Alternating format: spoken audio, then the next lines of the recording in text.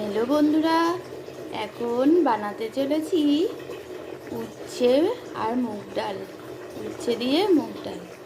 এখন আমি মুগ ডালটা হালকা ভেজে নিয়ে তার মধ্যে উচ্ছেটা কুচি কুচি করে গোল গোল করে কেটে আমি সেদ্ধ করে নিয়েছি নুন দিয়ে।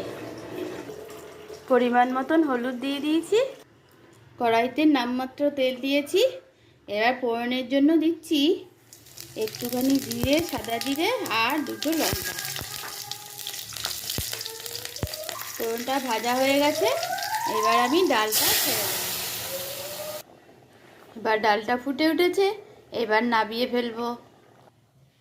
একটু ধনেপাতা দিয়ে আর একটু মিষ্টি দিয়ে নাবিয়ে দিলাম। আমার এই সহজ পদ্ধতির স্বাস্থ্যকর ডালটা যদি তোমাদের ভালো লাগে, তাই লাইক, কমেন্ট, শেয়ার করতে ভুলো না কিন্তু। আর সাবস্ক্রাইব করে রেখো আমার সমস্ত নোটিফিকেশানগুলো।